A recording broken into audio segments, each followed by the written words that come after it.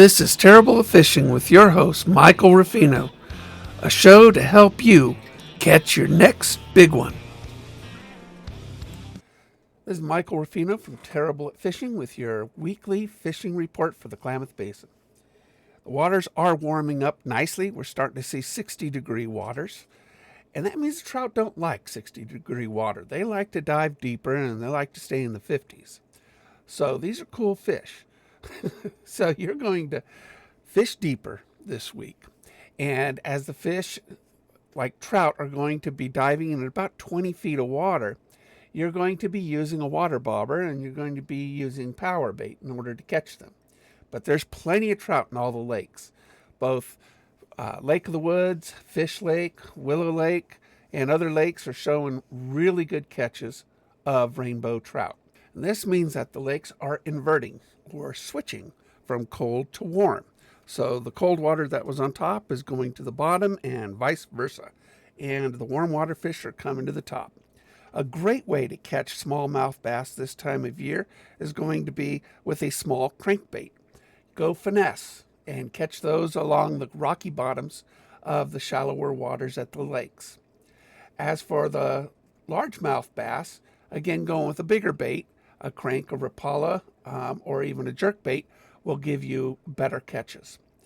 So Hyatt's, Howard's Prairie, are great right now for the bass and for rainbow trout. Emigrants, if you want to catch panfish, go to Emigrants over in Ashland. That is the biggest panfish I've ever caught. The Williamson's River is now open for fishing.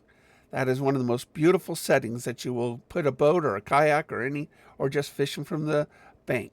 The red-banded trout are spectacular, but remember, no treble hooks. Please look up local fishing regulations for your local area. So enjoy this weekend. The fishing cannot be any better right now, and as the waters warm up, we're going to change our baits into something like topwater, and how much fun is that? Well, working at Lake of the Woods when I did, and fishing as much as I do, I see a lot of things. Some of them are going to shock you. And I'm really talking about all of you. Now, have you ever gone to, you wanted something to get on the water with? So you got a stand-up paddleboard, or you went to Walmart or someplace and you got a kayak. And then you put it in the water, and you're just having a good old time until the sheriff pulls up next to you. Now, one thing that a lot of stores do not tell you is what here in Oregon, what you need. Now, yes, the sheriff will pull you over on your stand-up paddleboard or your kayak. You're thinking, Mike, they don't really do that. Well, yes, they do. I've seen it a lot. And people, they get a warning typically for the first time, and they've got to go right online to ODFW's website, and they've got to get certain things. Now, let me just cover what flotation products have to have. If your kayak, canoe, your raft, or your stand-up paddleboard, or even other inflatables, is 10 feet or longer, you have to have a permit. And that permit is called a waterways permit if there's no motor on it. So if you're just paddling, you need a waterways permit. You also have to have a PFD, which is a life vest, and a whistle. Those three things are necessary for you to go out on the water. And you're wondering, how much does that cost, Mike? Well, for a 7-day permit of a waterways access is $7.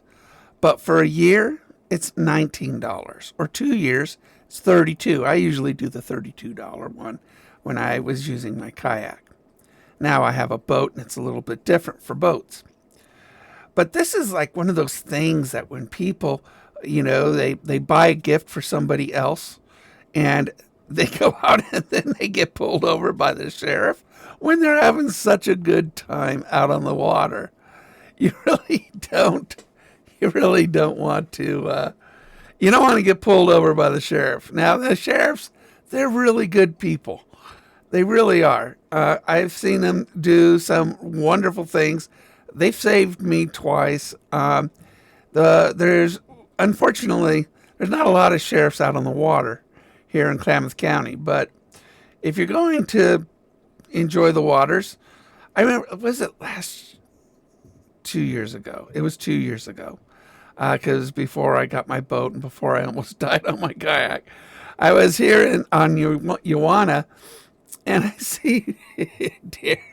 It was Darren, and me and this other guy were in our kayaks, and he waves us into the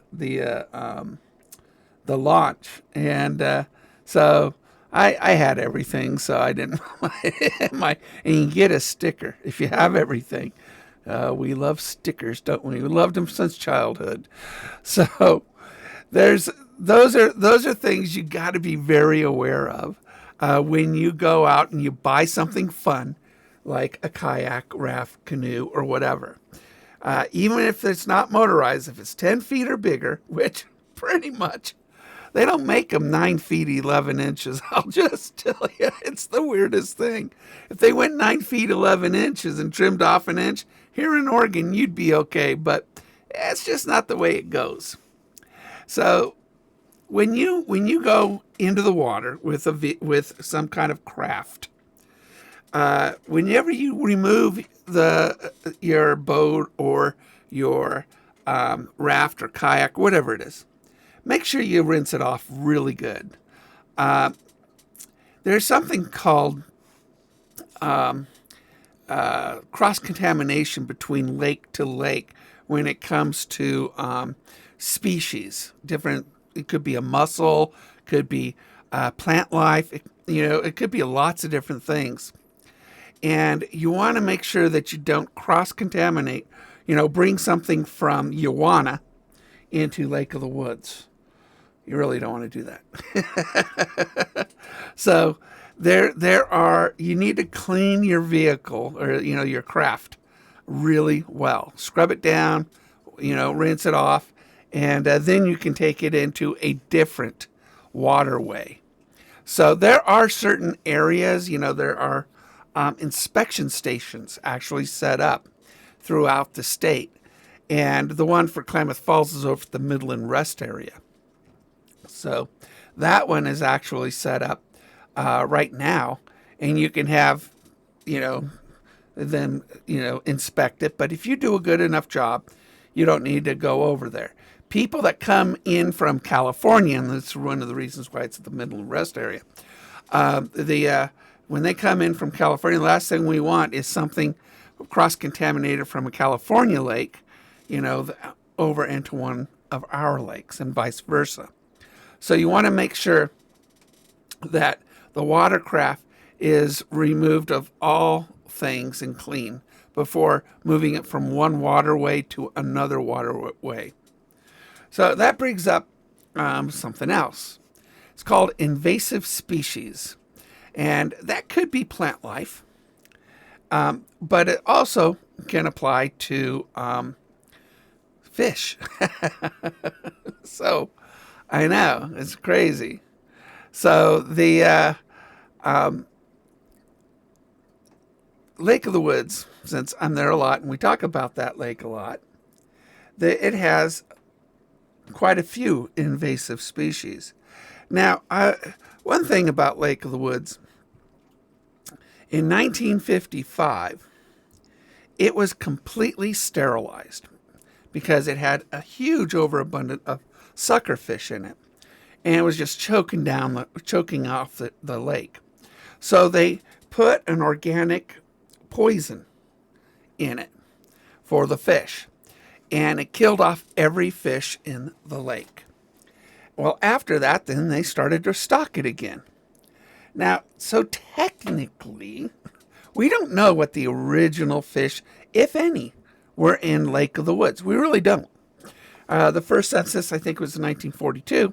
They had already been stocking it for decades. So nobody knows what the indigenous fish, which is the original fish in that lake, were. So technically, they're all invasive in Lake of the Woods. But I will tell you that it wasn't trout, because trout don't breed in Lake of the Woods. They just don't breed in it. I don't know why. They just don't find it conducive to breeding. But the bass do. Bass love breeding in Lake of the Woods. The crappie do. The yellow perch. But I will tell you that the yellow perch is really the invasive species that everybody talks about. It is by far the most prominent fish in Lake of the Woods. And what ends up happening is that when an invasive species comes in, it chokes the other species in the lake, and it starts to intrude upon their environment so much that the other species starts to get choked out, and they will eventually disappear. So other lakes, like Fish Lake, in order to control some of those species, they put tiger trout in there. Tiger trout sounds mean because they are mean. It's illegal to keep a tiger trout. So if you catch one, as fun as it was, dehook it, put it right back in the lake, because that's an illegal fish to keep. That fish species is actually put in there to control environments, and other species. It's a predator for certain species. So there are other ways that other lakes have gone about doing it. And you just don't want to do it. You don't want to say, ooh, here's a pumpkin seed sunfish. What a pretty fish. Let's take it out of Gerber Lake and let's take it over to Fish Lake. Don't do that. It's just a bad idea. And it's just illegal too. So what you are doing is something that will hurt the environment, and it's very illegal to do. So don't try to be a creative replanting of fish. So that is, sort of in this particular topic, I wanted to sort of like give you guys a little point on that one.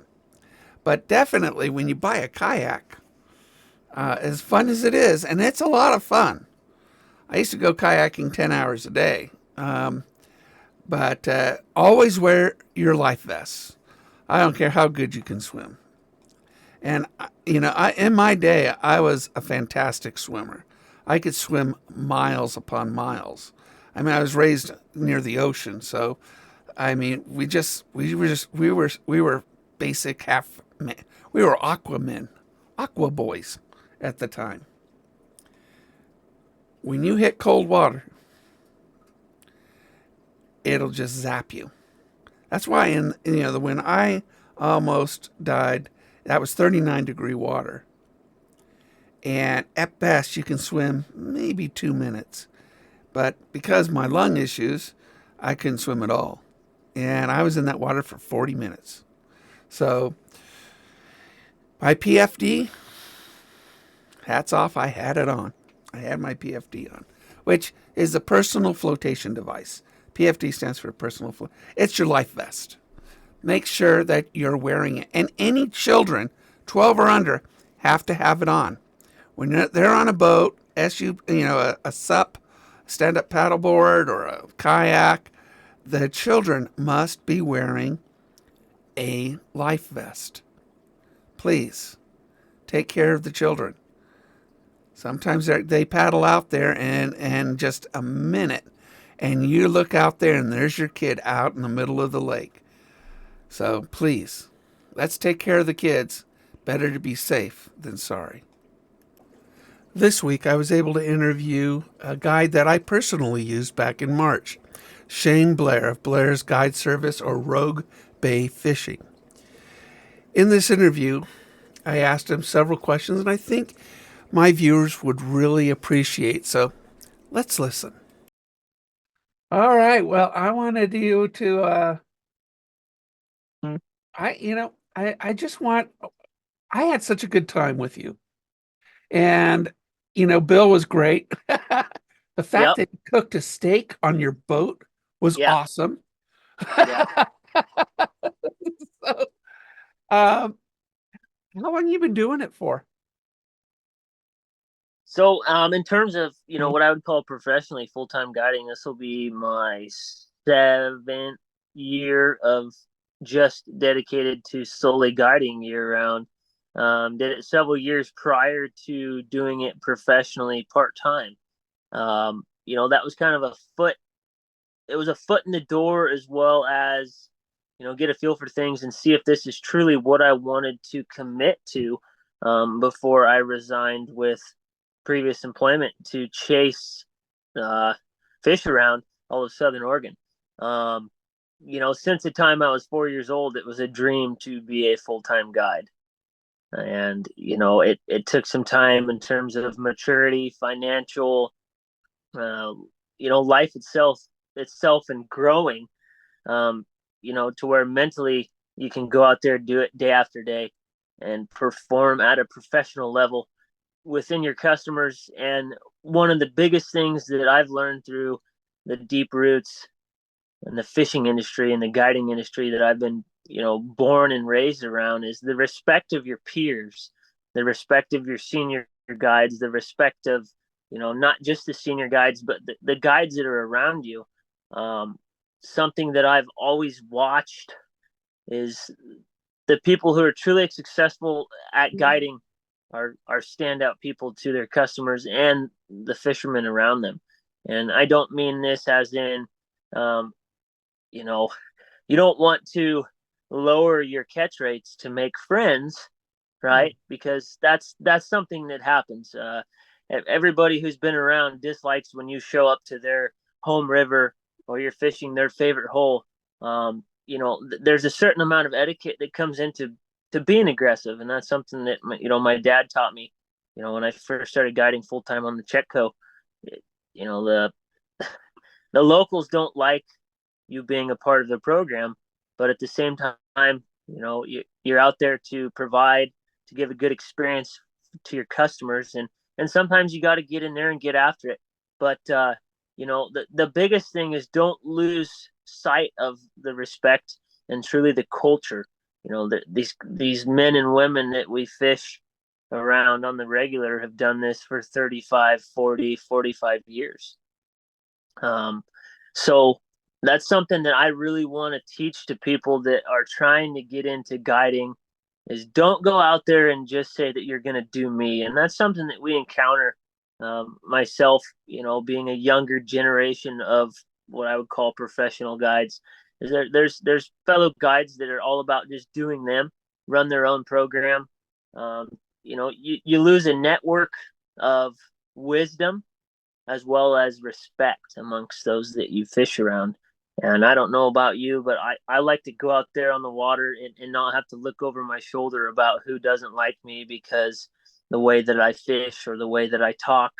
Um, so there's a lot more to it than just the experience side of, being born into it, how many years you've done it, you know. I'm very thankful to grow up in the industry and get to see some of the last really good salmon and steelhead fishing in terms of large numbers of fish. The late '90s, early 2000s. I was a kid, but I can remember vividly, fishing around these guides that I work side by side with now as a little kid. I know that when I was looking for a guide, because my wife bought me that gift. 37 years married, she finally figured it out. Um, Uh and so, I went on the Facebook group and your name just kept popping up. Your name just kept popping up. And so, when you're very well respected, and I think it's because you get what you give, and that's what you've done. When you and I we went steelhead fishing on the Rogue. Now that you're somewhere else now, right? You're doing salmon fishing right now. yeah, so I'm spring salmon fishing on the Rogue. I spend 95% of my season on the lower road out at Gold Beach and Agnes area. And then I do slide upriver to Shady Cove area, run a few drift boat trips, typically the last week of May, and just waiting for the transition of when we can start to retain wild Chinook here on the lower Rogue as of June 1st. So it's kind of a special time, kind of a big deal for us down here, because now the most sought after salmon on the Oregon coast, in my opinion, and definitely on the Rogue is the spring run. Now you don't have to release a wild Chinook; you get to keep one, and there's a genetic testing, a study that the Oregon Department of Fish and Wildlife did to distinguish the difference between a genetically pure spring Chinook and a genetically crossbred or a hybrid, which is a spring Chinook and fall run Chinook that have spawned due to high water during that period of time of migration and spawn. And so genetically, through their testing, the majority of the pure wild spring Chinook have entered the river prior to June 1st. So June 1st is the date where now we can harvest them. So it's a big deal for, our customers and for us, because that now we get to go out there and fish for, a salmon that doesn't like to bite. And some days they do. And we have pretty good success throughout the season the last couple of years. We can get into that later as to why, but it's really exciting for customers who fish April, May. They like to book a trip in June and get out there and be able to kill one of those nice sprawl run fish, as we call them. That's kind of our nickname. Get to keep a wild fish. So. Well, I was pretty excited to keep one of the steelhead. Yeah, and that was a beautiful hatchery steelhead that you got. That was a dandy. We got, I think, the one that we released was a native, wasn't it? It was an outgoing one. Would you call it? Yes, It was going out. Or Celt. Ocean bound. OB. The correct term is a Celt. It is a steelhead that already spawned and is migrating back to the ocean. Yeah, skinny guy. Yeah, skinny, malnourished. Sometimes they'll rebright. One thing that we will see is when they rebright, often anglers, this is something for people who haven't been born into it, or maybe they don't know, they were never shown. But a steelhead will brighten back up after it has spawned. And it takes a period of time. I don't know the time. I don't know what causes it. But that fish, after spawn, will have its distinguished colors. It'll have damage on the fins, maybe some wounds. And then over time, as they start to migrate, they heal and they'll actually brighten back up and look like a nice, fresh upriver fish that you'd want to harvest. So you really got to look for that thin belly. If you have your head section, and then normally your belly's going to swell because it has the reproductive, whether the eggs or the milk sacs, and then once they spawn, that's going to be real slender. So that belly will actually will look caved in all the way through and won't have any swell to it. That was pretty fun. I mean, now and I mean, I know my Lake of the Woods really well. I mean, I can tell you exactly where and when and how to catch whatever I want you to catch. Now, when we went along the Rogue, I mean, you were a master, sort of like me on Lake of the Woods. You did it on the Rogue, 15 feet left, 20 feet right, cast it there, and you nailed it. And I mean, that just comes with experience and working the same bit of water all the time. But what type of, I mean, I used your gear, which was like a huge rod, 9.5 feet or something. What type of gear should a person have if they don't go with a guide to go steelhead or salmon fishing? So there's kind of a broad spectrum, right? It's like a bass rod. Like you could go bass fishing with a 6-foot rod, a 7-foot rod, even an 8-foot rod, right? And make it happen. You could go with a 9-foot rod. So, steelhead is real similar to that. You could get away with a 7.5-foot rod. That's going to be kind of in the shorter spectrum. But it also, there's so many things that go into it, right? The right tool for a job. So any job, there's always a right tool a tool that will work most of the time, and then a tool that will work part of the time. So it comes down to, um, do you have a rod that will work most of the time? Is it the perfect rod to go out there every time? No. But is it a foot in the door and something that can get you started and gain interest? Um, I wouldn't say that there is one, right? I have several different rods that are a different action, a different length, a different line weight for each technique specific, right? Well, I do it for a Right. job. So I have every tool for the job.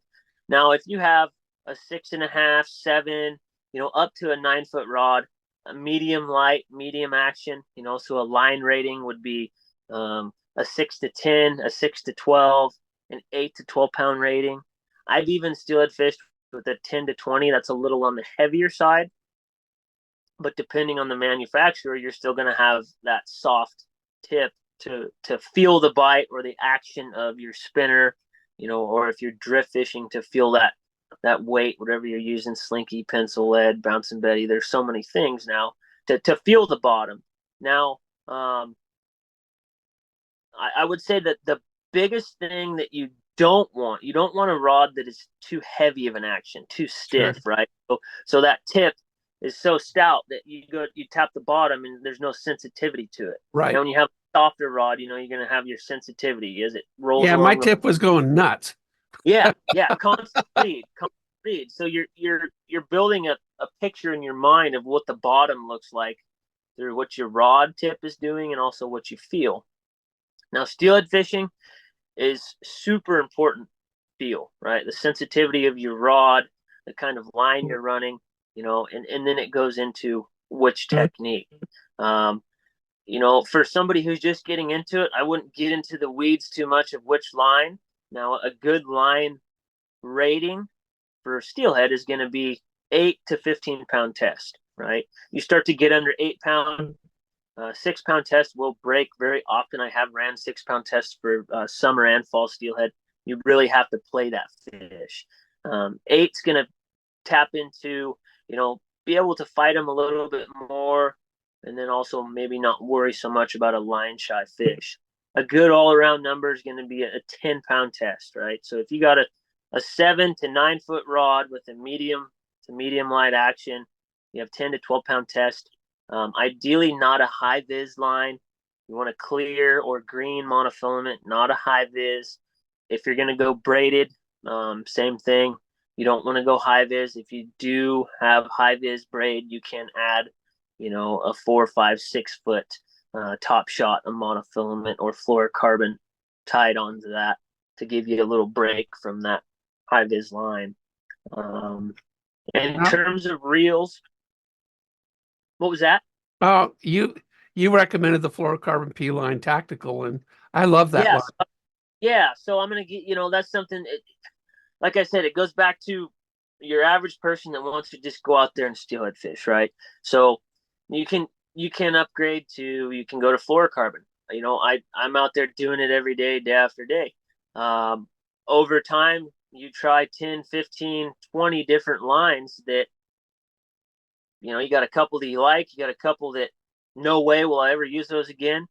And then there's that one or two that just really is what you stick with. The way it ties knots, the way it fishes, and then as well as the structural integrity of it. Does it hold up to cast after cast? Popping it off the rocks, reeling in sticks, pieces of metal, whatever. Setting the hook on a fish, and having that full connect where that fish has a take bite, right? You had a take bite where it smoked it Yep. like a bass would take a Senko, like grabs it and turns. You get somebody who fishes or has a good hook set, that's a lot of direct contact. So you don't want that line to break on the hook set. There's so much more that Shane got to tell me. Join me next week and hear part 2 of this really nice interview. Welcome back to Terrible at Fishing. When I was a boy, I was poor and was raised by a single mother, tough as nails. We didn't have much at all. In fact, we were regularly evicted from our home and moved a lot in our hometown. When I wanted to go fishing, I couldn't just grab a rod and a bait box to head out and have fun. So what do you think I did? We lived about 8 miles from the beach. Now, back then, kids walked a long ways, and no, it wasn't in the snow. My friends and I would walk to the beach where we would find loose fishing line and a hook, if we didn't already have any in our pockets. And then we walked out to the surf and gathered little sand dabs or sand crabs that would wash up with each wave. We then headed back to the lagoon where there was a train trestle, and we'd climb up into the underbelly of that train trestle, and we'd walk along the planks in the structure, and we'd drop down onto a pylon in the lagoon. And then we hooked up our sand crabs or sand dabs on our hook, and we had attached our line to a piece of driftwood, and we'd drop it down, and we would catch fish. One thing I learned about fishing, it's more about memories than the equipment we have or own. Not all of us can purchase a nice rod and reel and expensive baits. So what can we do? A while ago at Lake of the Woods, I watched kids take fishing line and a hook. They didn't have a pole or a stick. They just held the line with their fingers, and they tossed an empty hook into the water at the end of the boat ramp there. And they were catching trout. Just plain old hooks. I was so impressed.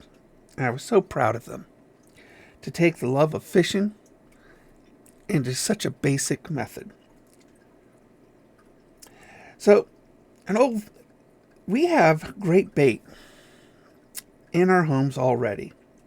And most of us older fishermen, we remember these things. So, in this installment, we're going to cover some things you may have in your kitchen cabinets, your pantries, and refrigerator that works surprisingly well. And for all of us old timers, we remember these things. An old favorite, and the first thing that popped into my head, was cheese. Now, my family, we had government cheese, which is sort of like Velveeta. It's a yellow-orange cheese, big block. I prefer a yellow or orange cheese like cheddar. And you may have some cheese in the fridge that it's probably not too edible. This is really good cheese to go out fishing. We would cut it into little squares and put it on a hook with a sinker, because cheese floats. In fact, a lot of these baits we're going to talk about, they float. And we would just toss it in the water and wait for the hit. The next is dough, bread dough or white bread. We would take a piece of that white bread or dough and roll it up in our palms like people do with power bait, and add it to a hook, and it floats for a yummy result. What about the guts of a whole chicken or turkey? Most people throw that away. But you have a great bait to attract all kinds of fish with, gizzards and livers and stuff like that. Cut it up, put it onto a hook, and you go fishing. Catfish especially like it. And we have catfish here. Trout, surprisingly, are crazy about corn. Yep, I said it, corn. There's probably a can of corn in your pantry. And add a kernel or two to a hook and see if a trout hits it. Then one of my go-to foods. Although nowadays, we don't buy this too much, but when I was a kid, we always had mini marshmallows in our pantry. You can take these are already prepped for you. They're little itty bitty marshmallows. And we would put that on a hook and it floats. So you're going to use a sinker on that. And it is surprisingly good. And now you can get mini marshmallows in lots of different colors. Back then it was only white. But now they got them all sorts of cool colors. And then there's candy. You might have some gummy worms laying around. They too make a great bait for fishing. Then, something I eat almost every day is raisins. Yep. In my cupboard, I always have a lot of raisins because I like raisins. And those make a great fishing bait as well. There isn't a fisherman out there that didn't use one of these in their younger days. We forgot how good it worked. We have spent thousands of dollars on baits to get what we got when we used household items to catch fish. Well, maybe we're too proud to roll up cheese or bread or open a can of corn, which, by the way, we can snack on in between bites. No matter what the reason, these household items work well, and you can go fishing and catch a lot of fish using these suggestions. And since we're on the topic of food, and you've probably already had your dinner, when we're fishing, we don't starve ourselves, So whenever I go fishing, I usually bring a lot, water, some diet soda because I'm a big man. Although you kind of love to have that jerky with you, and that's not very healthy, but sure is delicious. But, at Lake of the Woods, a while back ago, I think it was one of the first times I went there. A buddy of mine was with his kids on his boat, and I was fishing on my kayak. And he says, Mike, we're going to go over to the marina and get some pizza. And I'm thinking to myself, what? Pizza at a lake? So he went and got pizza, and I kept fishing. Well, I had no idea about what he went to get until later. I will tell you, Lake of the Woods has a lot of good food, but I think the one thing they are known for is one of the best pizzas that you will have ever eaten. And I've had pizza all over the world. I've had pizza coast to coast. I've had it in New York, Chicago. I've had it everywhere. And yet, Lake of the Woods probably serves one of the best pizzas I've ever tasted. They make their dough every day fresh, and it's their own recipe. And that dough, let me tell you, that dough is pretty important.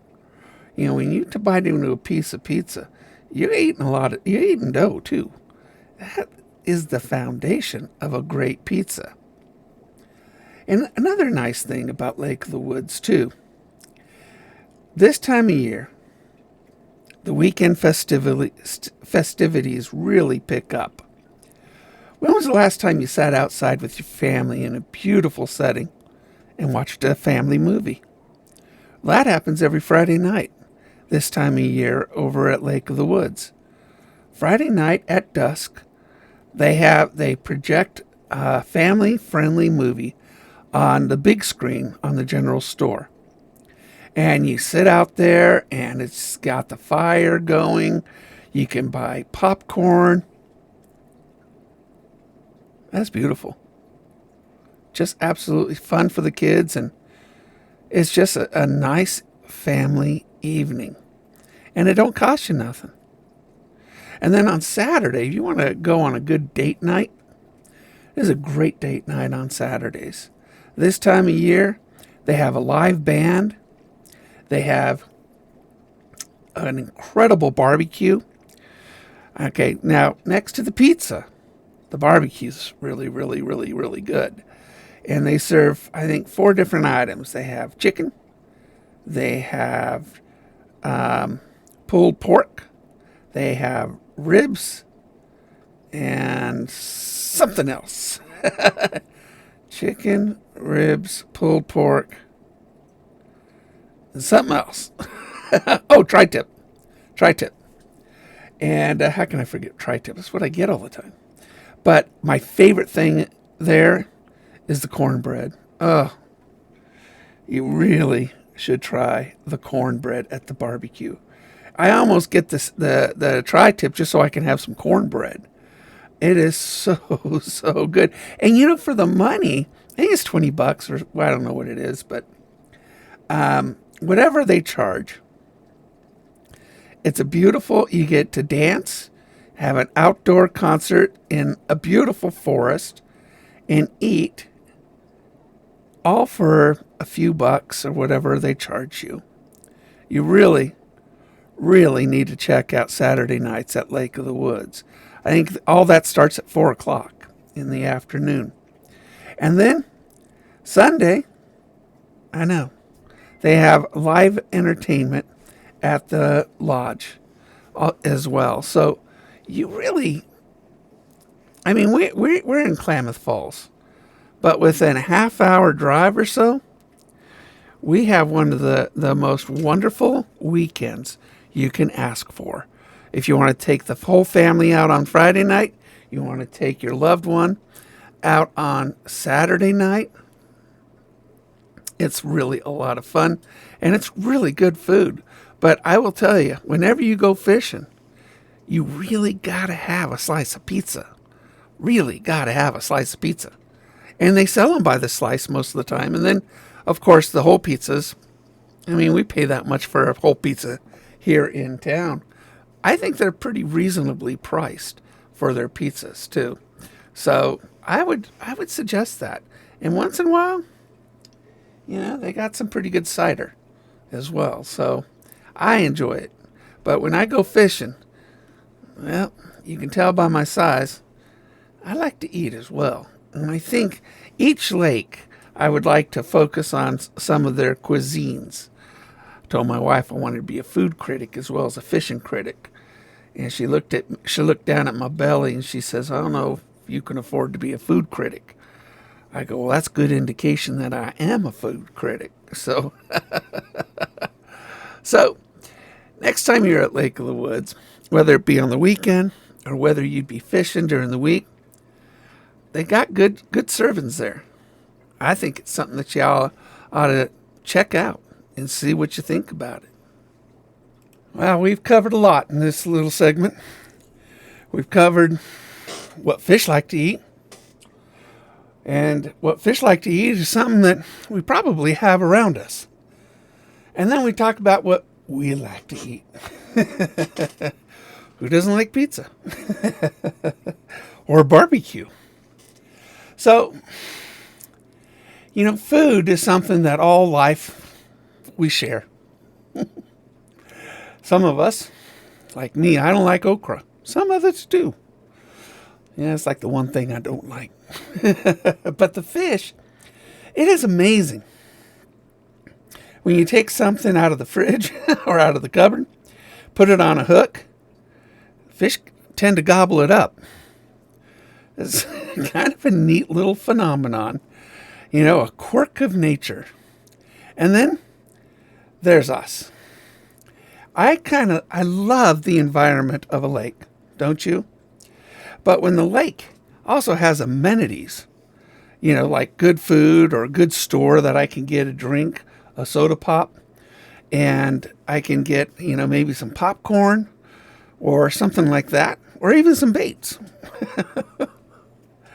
These are all things that make our fishing experience more enjoyable. And do we have to catch a fish? Well, it sure helps. I mean, this is terrible at fishing. So I set the bar low just so I can have more fun when I exceed it. But next time you go out, I want you to take some of the pointers I said earlier, you know, about things around your house, and just try it. And then if you're at a place, you know, that has amenities, well, hopefully they got good amenities. Give them a shot. But nice thing about where we live here in Klamath Falls, we're not too far from a wonderful experience, whether it be a walk in the forest next to the river, or an evening out with somebody that we love, or a family night with the children. We really do have quite a bit here in Klamath Falls. Welcome back to Terrible at Fishing with your host, Michael Ruffino. Today, I thought I'd also talk to you about fishing etiquette. Have you ever been fishing and somebody casted where you were fishing, took a boat across your line? They saw you were catching fish and they sort of snuggled up to you? Yeah, Fishing etiquette involves a lot of stuff, but first and foremost, fishing etiquette requires respect. Respect for other people, respect for the water, respect for the fish, respect to the environment, and respect for yourself. You know, it's that old Proverbs. Actually, it's not really in Proverbs, it's in the book of Matthew. Do unto others as you would want them to do unto yourself. So, we're going to talk about this. Now, when I go fishing, I'm in a boat. I used to be in a kayak, now I'm in a small boat. And I'd be casting towards the shore, which is usually where I'm casting, and then somebody will go ahead and set up right in front of me. Or they'll take a boat and they'll, between me and the shoreline, take their little boat or their paddle board or something like that. So, first let's talk about respect for the environment. You've heard me talk about this before. Leave the environment better than when you found it. You want to make sure it's cleaner than when you found it. If there was any debris there when you were there or walking to it, you picked it up. And that any trash that you have, you do not leave it behind. So, that is a really, really, really important thing for every fisherman, is to leave your area and the area that you were in better than when you found it. And then there's respect for other people. Now, you may ask, how far is far enough away from somebody? Typically, I pay attention to how far they're casting, and I do not intersect their radius. So typically, if they're casting about 80 feet out, I give them that 80-foot radius. So that's what I do. Some people aren't very good casters. Some people are really good casters. Some of them, like on the shore, they use a water bobber and they can cast that thing 50 yards. So, they just heave it out there. Give people the radius of what they're working. Both left, right, forward, just give it to them.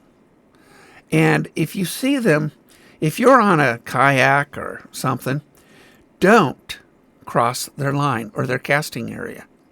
Don't do that. Go around them. It's a pretty day. Just go around them if you can. If you can't go around them, let's say they're on a river, give them a heads up that you're going to be crossing. And try not to disturb that area with noise or something like that. Just try to be nice and peaceful while you cross their area that they're fishing.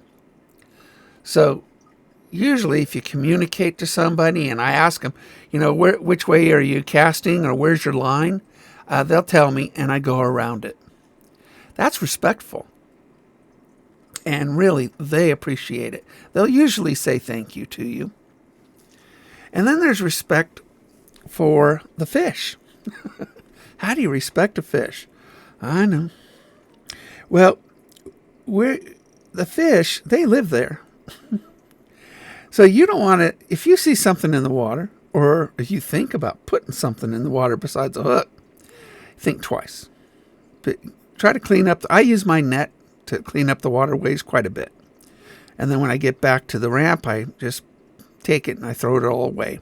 You can usually have a bag with you too if you're out on the water, and you can go ahead and do a little cleanup and put it in your trash bag, and then dispose of that when you can. And as for the fish, you want to be respectful of the fish in a way that, if you after you hook a fish, remove the hook without damaging the fish at all, as you possibly can. Just remove the hook. Now, the only fish I keep, because I catch and release almost everything, the only fish I keep are the ones I damage. Sometimes a fish will swallow a hook too far, or on a bigger bait, the second hook on the bait will damage the fish to where if I put the fish back, it would die. So I'd rather have it be food for me or somebody else than to just rot in the lake. Although sometimes an eagle will take it. So respecting the animals in the water, and also, you're going to see a lot of animals while you're fishing. So respect their space too. You don't go up and try to pet a raccoon. Not very wise. Better give that raccoon some space. And there's a lot of raccoons around here. And there's beavers. You don't want to pet a beaver. So, and then there's understand the rules of the water. The Oregon Marine Board has a wonderful certification program for a boating license. And I would recommend everybody that is on the water to take this program. Now, mind you, it took me, 6 hours? So it takes a while. But you will learn a lot of stuff that's real important where you're going to be fishing. And respect for the right-of-way on the water. You're going to learn a lot of stuff that you'll never use. A lot of it is spent on personal watercrafts. Now, I don't have like a Sea-Doo or jet ski or anything like that. But if you do, you really should take it. There's a lot of information there. And you need to know all of these rules. Now, we'll probably have another section just on water safety and certifications and permits and stuff like that. But since this topic is talking about respect. When you're on the water, be respectful. If you're on a fast vehicle on the water, make sure that you are aware of those in kayaks and smaller boats or rafts. Don't create a big wake that can cause them to flip over. I remember one time I was on the water with my kayak and I was on oxygen. And so my oxygen generator, it's thousands of dollars for that machine. And this boat kept doing circles around me, creating wakes on purpose. And if I would have flipped, it would have cost me, it would have been dangerous. It could have killed me. And it would have cost me thousands of dollars. Because cold water is very hard to breathe in. So, and I've almost died in the water. So sometimes these people are just trying to be funny. Don't try to be funny. Respect. Just remember that. Respect. That golden rule. If you don't want it done to you, don't do it to somebody else. So hopefully this helps you next time you go fishing. Make a friend, not an enemy. Because I've seen that happen on the lakes. So everybody wants to be your friend. Nobody wants to be your enemy. Don't give them a reason to. And don't be so quick to take offense. Sometimes people do things and they didn't see your fishing line. And it was just purely by accident. So anyway, I hope this helps you next time you are out fishing. We've covered the etiquette and being just a nice person out on the water. Let's talk about regulations. I know. I know. You probably don't even want to hear about regulations.